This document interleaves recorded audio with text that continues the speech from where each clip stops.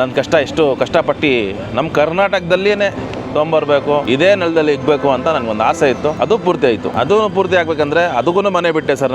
ಇಲ್ಲಿಂದ ನಾನು ಗುಜರಾತ್ ಹೋಗಿ, ಗುಜರಾತಲ್ಲಿ ವಡೋದರಾದಲ್ಲಿ ಒಂದು ಫ್ಲೈಟ್ ರೆಸ್ಟೋರೆಂಟ್ ಐತೆ, ಅವ್ರ ಹತ್ರ ಮಾತಾಡೋಕ್ಕೆ ನನಗೆ ಸುಮಾರು 1-2 ತಿಂಗಳು ನನಗೆ ಅಪಾಯಿಂಟ್ಮೆಂಟ್ ಸಿಕ್ತು ಸರ್. ಅವ್ರ ಹತ್ರ ಫ್ಲೈಟ್ ಓನರ್ ಹತ್ರ ಮಾತಾಡಿದೆ, ಸಿಕ್ಕಾಪಟ್ಟೆ ರಿಕ್ವೆಸ್ಟ್ ಮಾಡಿದೆ, ಈ ಥರ ನನ್ನ ಮಗಳಿಗೆ ಇಷ್ಟ, ನನಗೆ ಒಂದು ಫ್ಲೈಟ್ ಬೇಕು.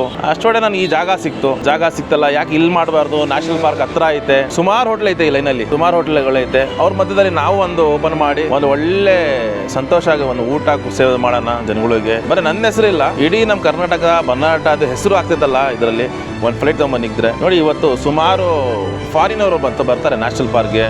ಸುಮಾರು ಒಂದು ನಾರ್ತ್ ಇಂಡಿಯನ್ಸು ಎಲ್ಲರೂ ಬರ್ತಾರೆ ಈ ಕಡೆ. ಬಂದು ನೋಡ್ಬಿಟ್ಟು ವಾವ್ ಸೋ ವಂಡರ್ಫುಲ್ ಅಂತಾರೆ. ಅದೊಂದು ಖುಷಿ, ಭಾಳ ಖುಷಿ ಆಗ್ತದೆ ನನಗೆ. ಆ ಥರ ಹೇಳ್ತಾರಲ್ಲ, ಒಂದು ಹೆಮ್ಮೆಯಿಂದ ಹೇಳ್ತಾರೆ, ಯಾರಿಗಿಲ್ಲಿದ ಐಡಿಯಾ ನೀವು ಮಾಡಿದ್ರಲ್ಲ, ಓ ಸರಿ, ಅದಕ್ಕೆ ಗ್ರೇಟ್, ಬೆಂಗಳೂರು ಗ್ರೇಟ್ ಅಂತಾರೆ ಅವರು.